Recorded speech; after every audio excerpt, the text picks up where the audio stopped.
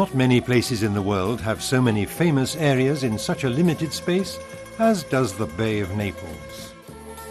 It is full of history, art and culture, all in an extraordinarily beautiful setting. Our journey begins in Naples, a city with 1,000 faces whose praises have been sung throughout the world. The most celebrated panorama can be enjoyed from Via Orazio.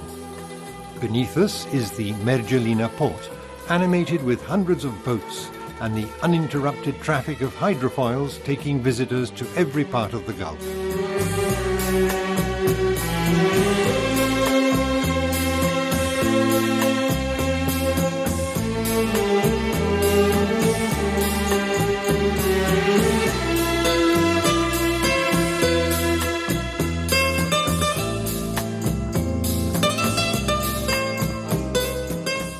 Further on is another port, Santa Lucia, with famous hotels lining the Via Caracciolo.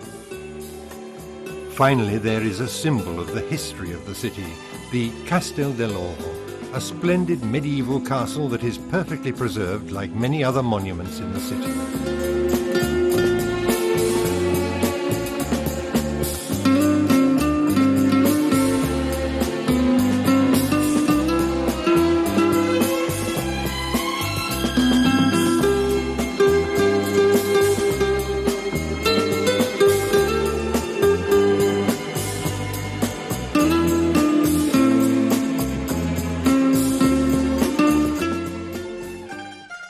Here we are in Piazza Trieste and Trento, the heart of the city. There is Via Chiaia with the Gambrinas, the most famous cafe in Naples and a favorite haunt of artists and intellectuals. This is the Galleria Umberto I, an important meeting place for Neapolitans. This majestic solemn structure rivals the splendor and elegance of the Galleria in Milan.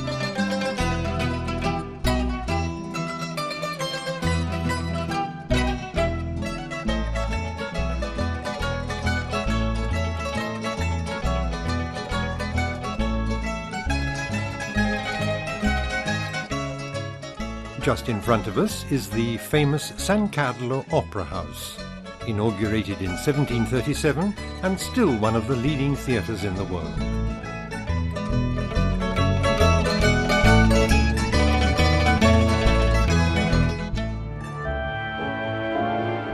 Piazza del Plebiscito is one of the largest and most imposing in Italy. It is dominated by the splendid Palazzo Reale, the residence of the Bourbons until 1860. The facade is spectacular and the sumptuous interior is embellished with numerous frescoes and other works of art.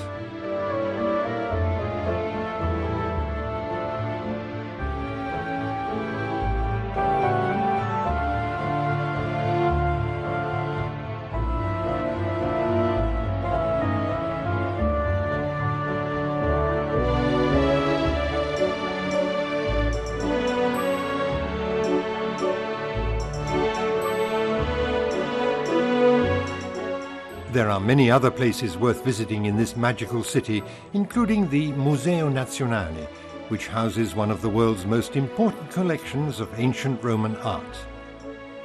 Many of the works are from the excavations in Herculaneum and Pompeii, while others come from the former collections of the Farnese family.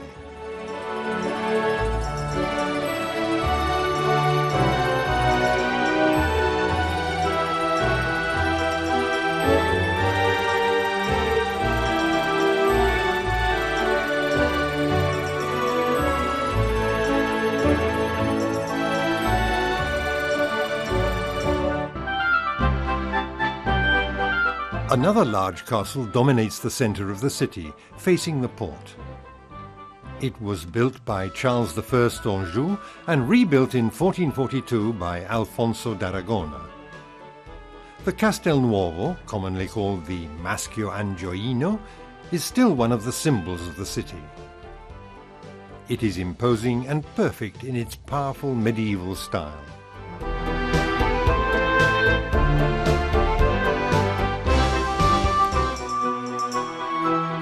A short distance from the Maschio Angioino is the Piazza del Municipio, with the Carthusian monastery of San Martino.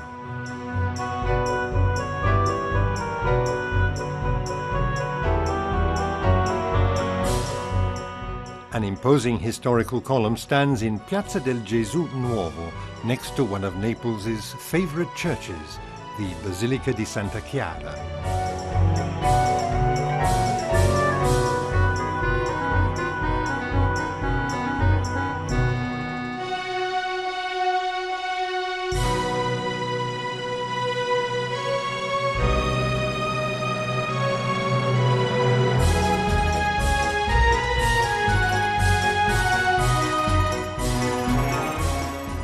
Its interior is in the Romanesque style, and its famous cloister is decorated with maiolica.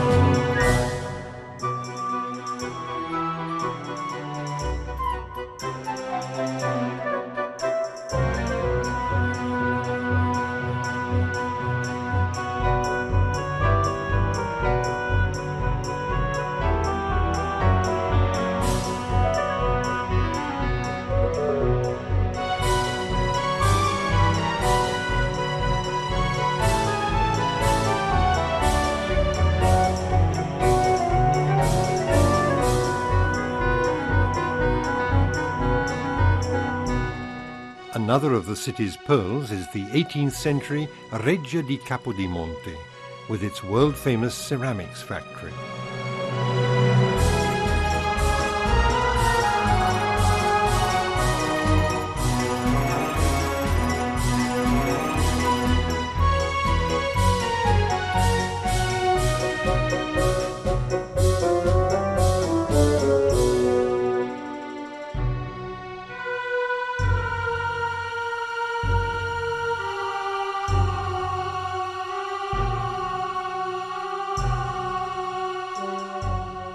We end our visit to this marvellous city in one of the most intimate, enchanting spots, the beach at Mare Chiaro, where the celebrated view of the Gulf and Vesuvius never fails to amaze the visitor.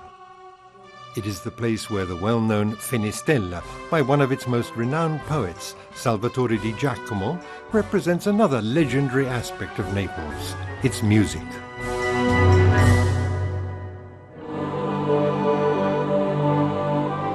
The fame of the Bay of Naples is not restricted to a visit to the city. There are other famous places nearby that will please any visitor.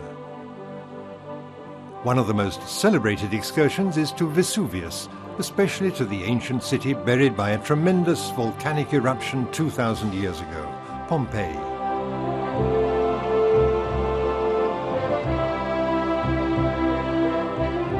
Life there was halted in time by the terrible eruption of Vesuvius in 79 AD. But the city, once one of the most splendid and flourishing in southern Italy, has preserved a miraculously intact image through the centuries. Today, after a series of exceptional restorations, it displays all the magnificence, art and technology of a world that seemed lost forever.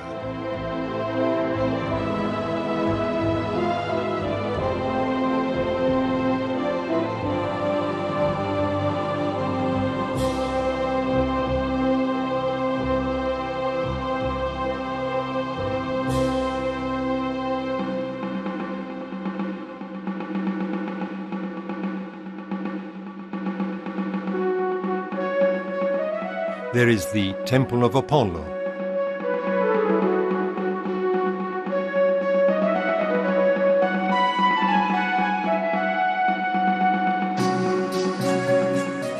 The Basilica.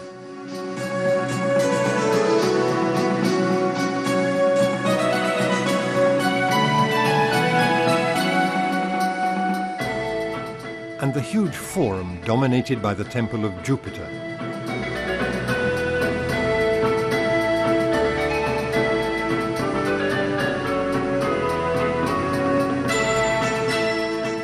And then there are the baths, which were much frequented at that time.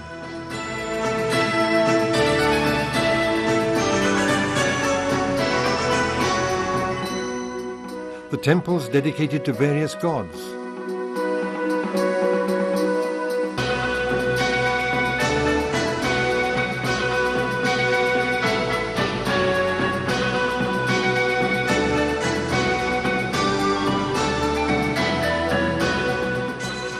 The two superb theatres where plays, ballets and musical spectacles were performed.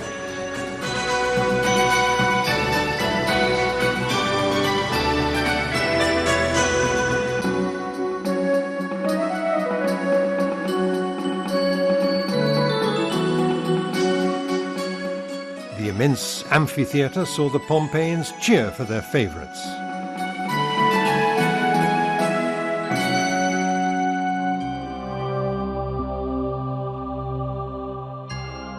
Above all, there are the legendary dwellings that, after centuries of restoration, offer a unique, wonderful experience of life in a distant world. The House of the Faun, with its renowned statue of a dancing faun, was one of the largest and most luxurious in the city.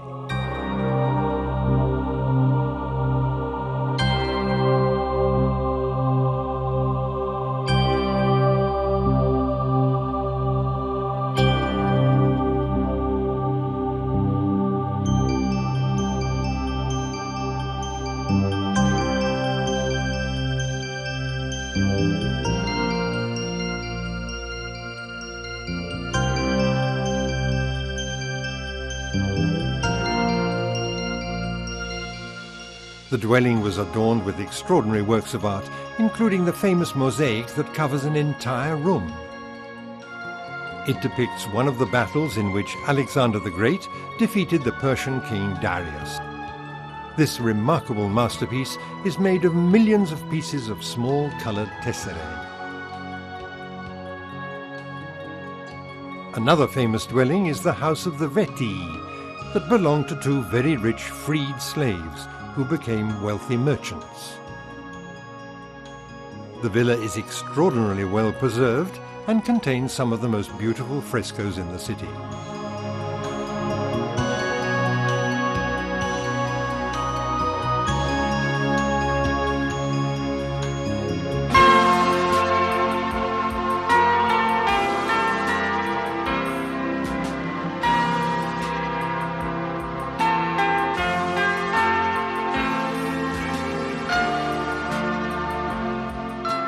Finally, we come to the most famous spot, the Villa dei Misteri, a large suburban dwelling located north of the city in a splendid panoramic position.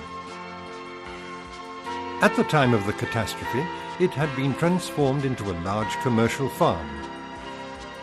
What has made the villa famous throughout the world are its frescoes. The most famous consist of one of the most extraordinary painted murals from antiquity. They represent an amazing spectacle covering 3 walls that portrays the important moments of a sacred ceremony related to the cult in honor of Dionysus.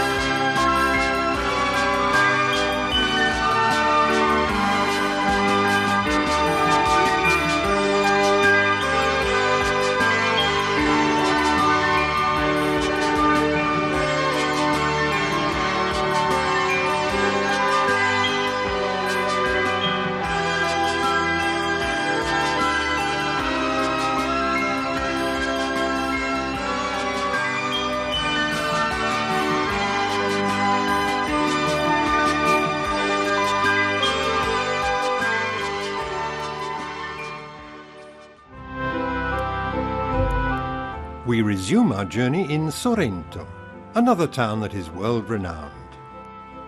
Looking out over the deep blue sea, it is surrounded by olive and orange groves and has one of the most imposing tourist and hotel structures in Italy. Legend says the town was the home of the mythical sirens, and it still preserves interesting memories of its ancient history. But what strikes the visitor most is the extraordinary air you breathe here, in a climate of peace and beauty that merits its nickname of graceful.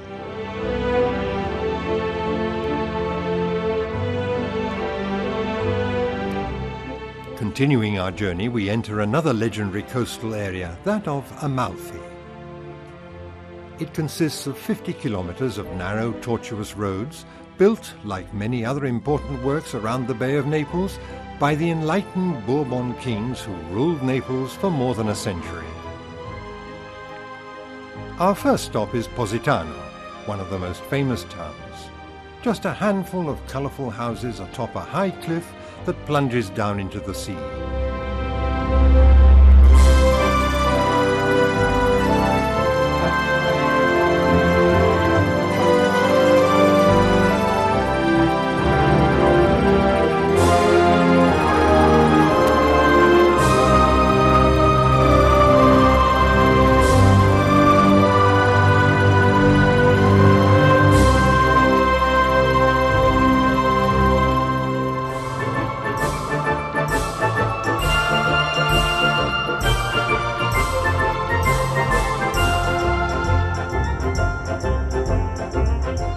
Here we are in Amalfi, the town that gives its name to the entire coastal area.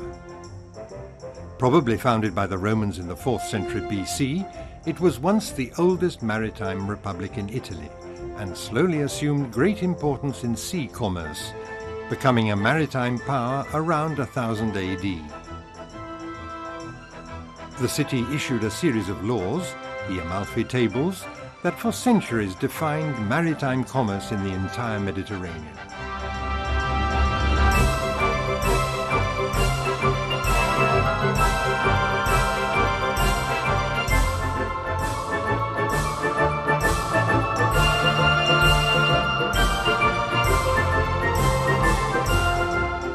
One of its noted sons, Flavio Gioia, is said to have invented the compass.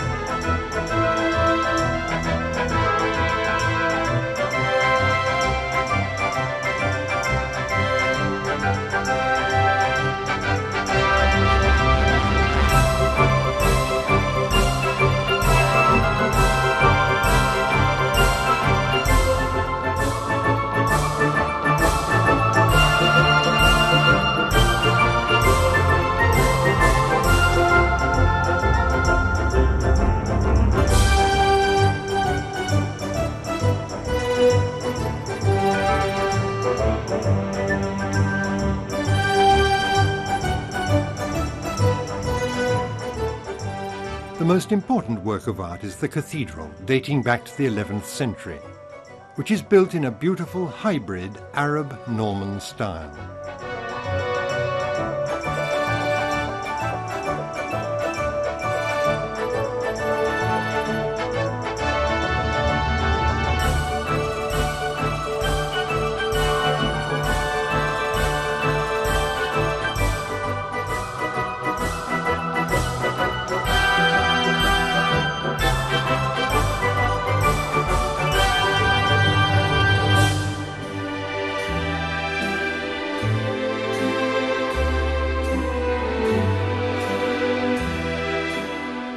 We move on to Ravello, a tiny but spectacular town. It was founded most probably in the 6th century, but reached the height of its splendor in 1200. The place certainly merits its fame. Its stupendous location, 350 meters above sea level, ensures a fresh, healthy climate, combined with a very special atmosphere of peace and tranquility. Its churches, including the cathedral from the 11th century, provide a touch of art and antiquity. and its extraordinary villas indicate the importance and wealth it achieved while offering visitors one of the most extraordinary panoramas in Italy. Here we are at Villa Ruffolo, which dates from the late 13th century and is adorned with towers and cloisters in Arab Sicilian style. The villa offers even more exciting images. There is a marvelous hanging garden facing the sea and a breathtaking panorama. It even bewitched Richard Wagner, to whom a local music festival is devoted. He found inspiration here for several of his immortal operas.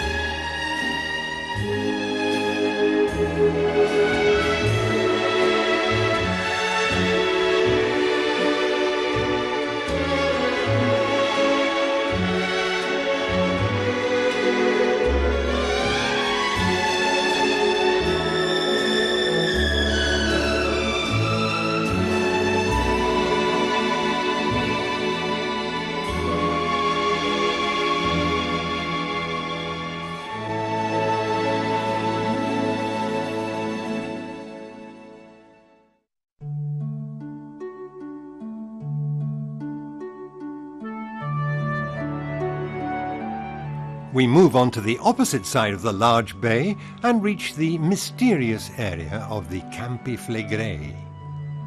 It is a vast territory with a volcanic character that includes numerous sites worth a visit.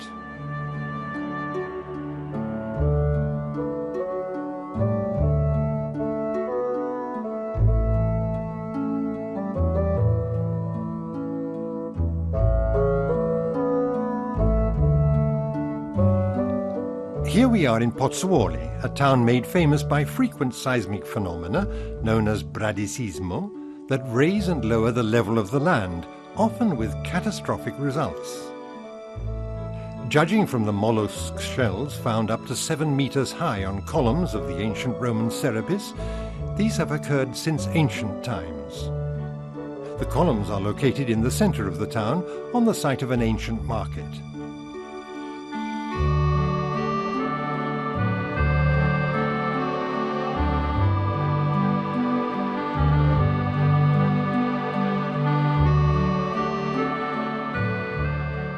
Another famous place in Pozzuoli is La Solfatara, an area whose smoky, wild aspect gives a good picture of what the underground volcanic nature of Campania is like. The solfataras are high-temperature emissions of watery vapor mixed with carbon dioxide and sulfur. The solfatara in Pozzuoli is inside a dormant crater with a circumference of about 2 kilometers. The atmosphere here is reminiscent of Dante, with a black terrain that boils up with mud and vapors, indicating it is alive and threatening.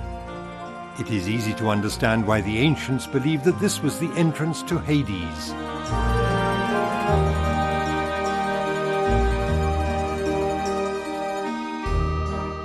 Here we are in Cuma, one of the oldest of the ancient Greek colonies in Italy.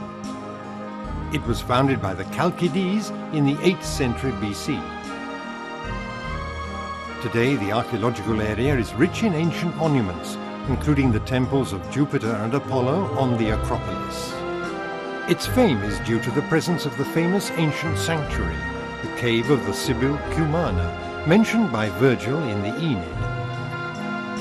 It was considered one of the most respected and feared oracles of antiquity.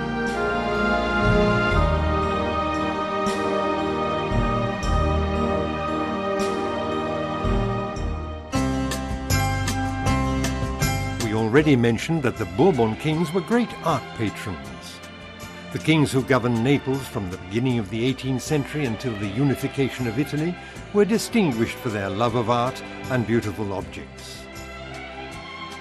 It is no wonder then that when Charles II decided to build a dwelling, he did not hesitate to launch a gigantic, very ambitious enterprise. He selected the place, Caserta, near Naples, a pleasant place well suited to his beloved hunting, and entrusted the great architect Luigi Vanvitelli to build a palace that would be the envy of Versailles. The palace, which has 1,200 rooms and 1,800 windows, is 5 stories high and immersed in a spectacular park more than 3 kilometers in length. The park is adorned with a colossal fountain decorated with splendid marble sculptures and fed by an artificial cascade receiving water from a 40-kilometer aqueduct built for the purpose.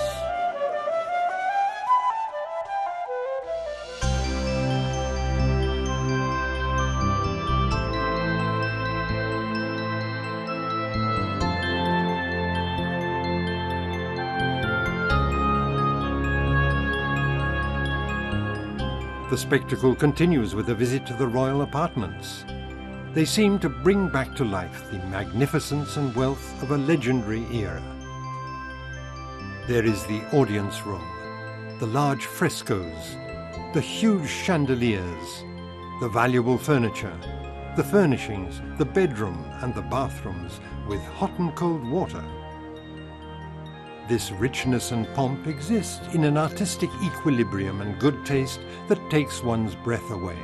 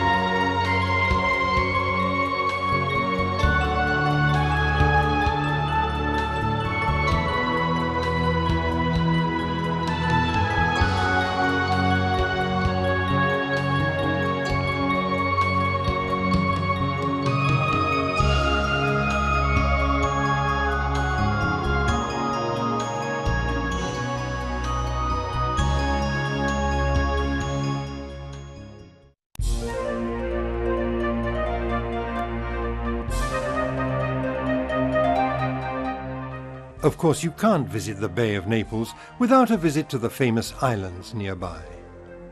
We're flying now over the most famous one, Capri, a small island, but one that is so beautiful it has been visited and loved by the most famous people in the world.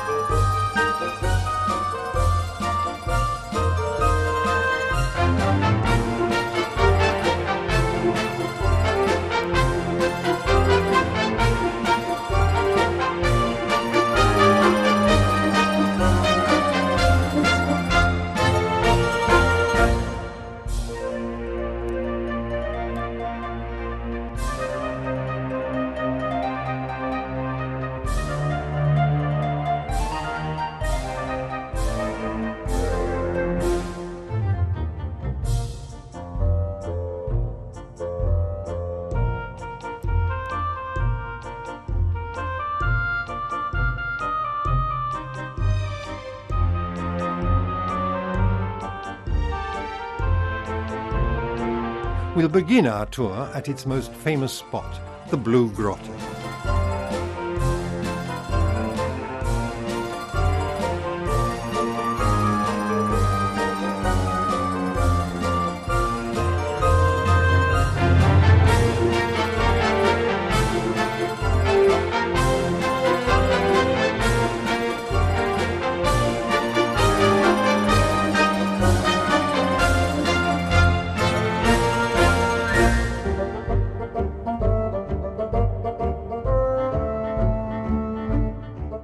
Returning to the port, we take the cable railway to another legendary stopping place for the jet set, Piazza Umberto I, the renowned Piazzetta, that has been called the theatre of the world.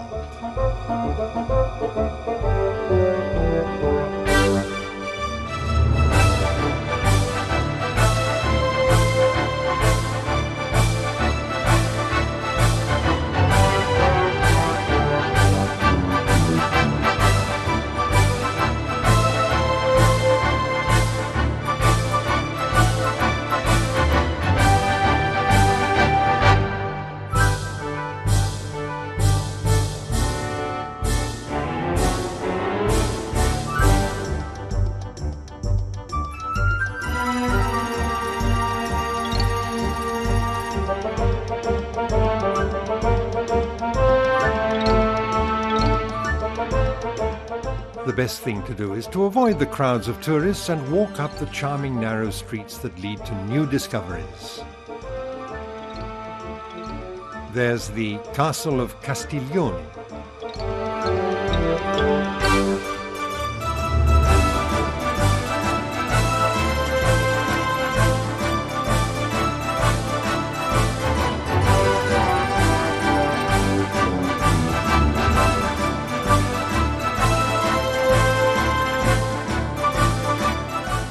There is also the Charter House of San Giacomo.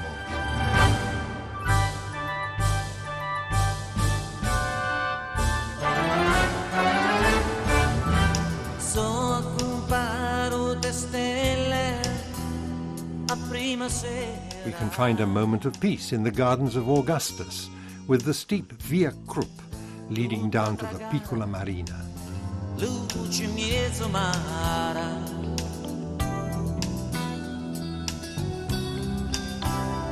Fascia argento sotto te farà luna non mi stare in ta stanotte chiara notte silenzio e mo che sta canzone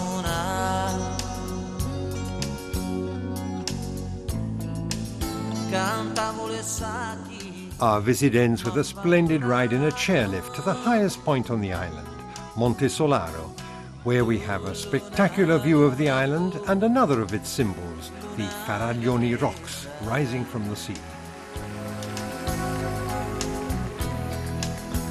Vai suonare l'amore innamorata a tua manina mia che sta sciatata e fa l'annamora con una bugia tu luna tu luna bugiarda fammi passare sti pena e gelosia fa cannella fosse tutta mia tu luna luna tu luna capresa.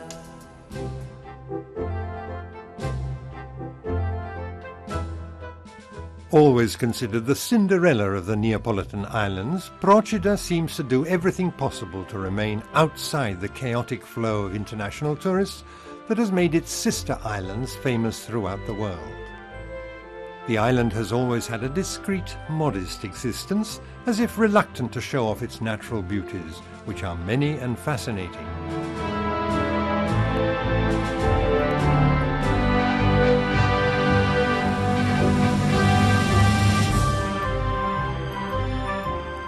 The spirit of seafaring has always been part of the lives of the men of Procida, and the most famous sailors in Italy trained and sailed from here.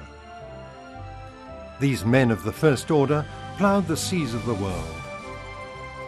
It is an unusual island that hates and refutes worldliness and knows how to offer enchanted spots and moments of relaxation to those who desire to get away from the crowds and the stress they produce.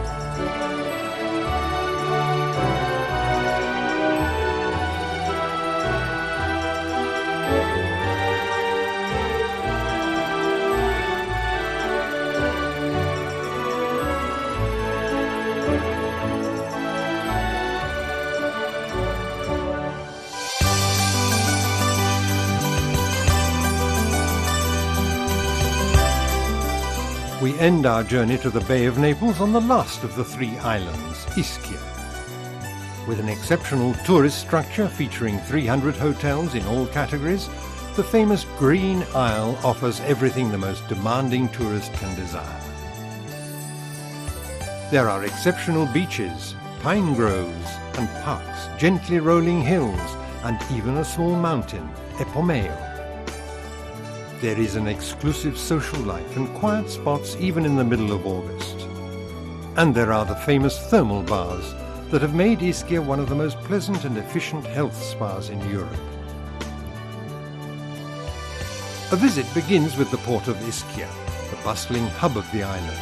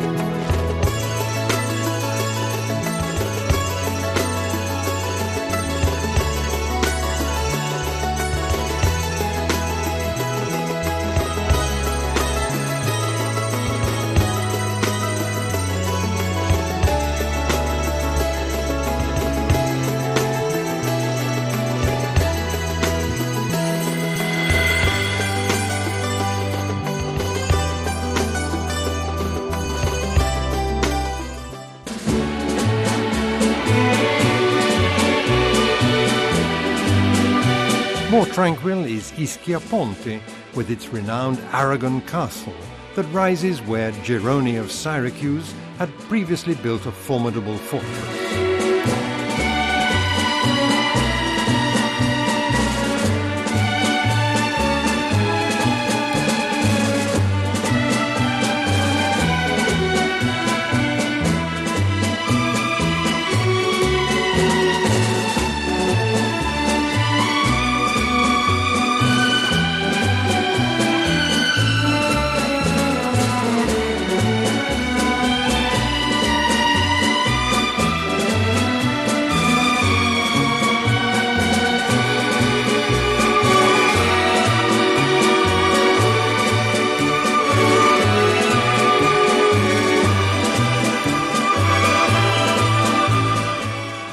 Another famous resort is Casamicciola.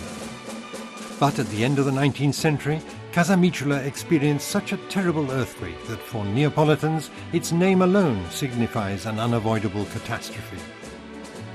Today, the earthquake in Casamicciola is only a memory, and the town is famous for its hotels, a beautiful commercial and tourist port, and renowned artistic ceramics makers. This centuries-old activity has made the island's handicrafts famous.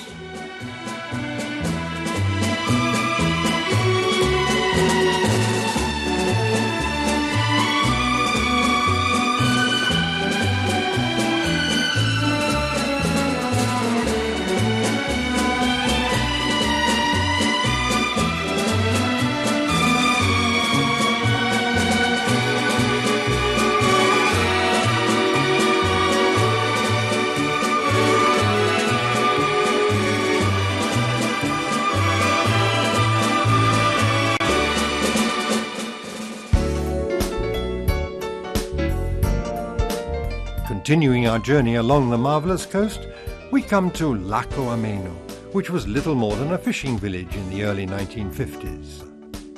However, it was the arrival of Angelo Rizzoli, the important publisher and a patron of the island, that made it a centre of Italian social life.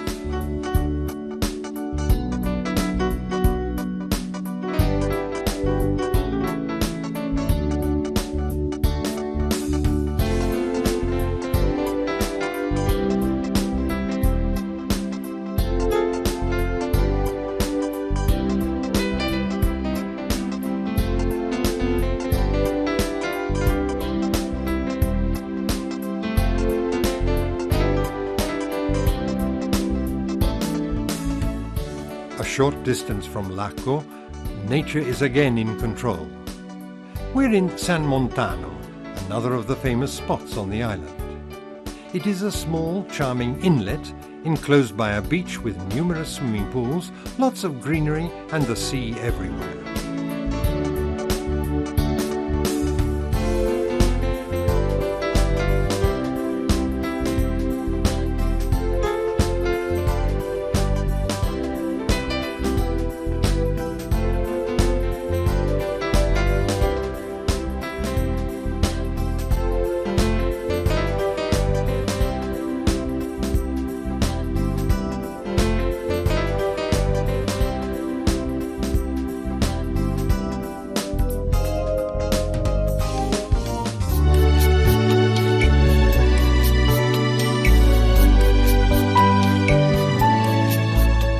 We move on to Forio, perhaps the favorite town of tourists looking for tranquility.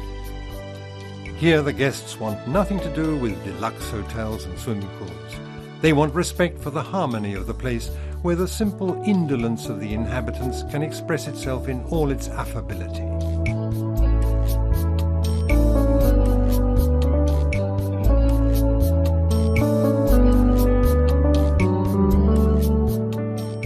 Forio has always remained the same. Wide beaches such as San Francesco and Chitara, and a large port surrounded by simple, clean hotels and locales for the young and the not-so-young. It is all about the sea and ample sunny beaches.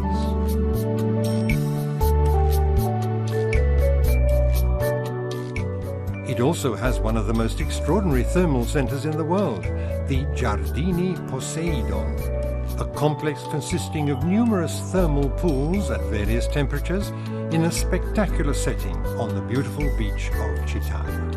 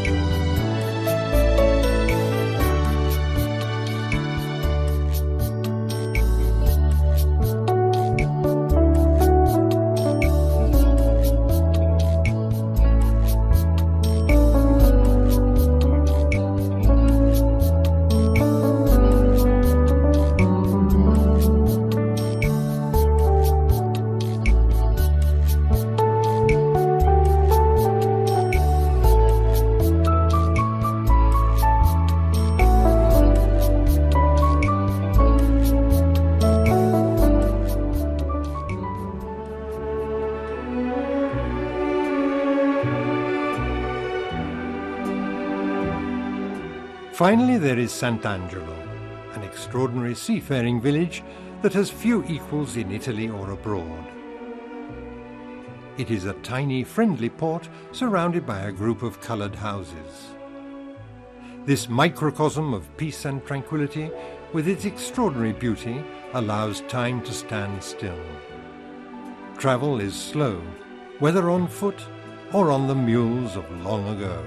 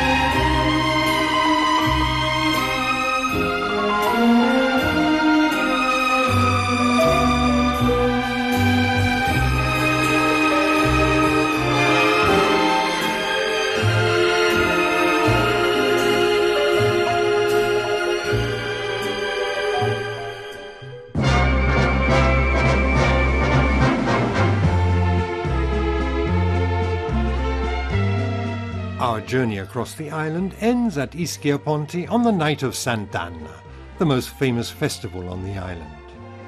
Tonight the entire population is celebrating as they await the wonderful floats that will solemnly pass under the majestic silhouette of the castle. Each float will be decorated in a distinct and magnificent manner, depicting reconstructions of scenes from Neapolitan life.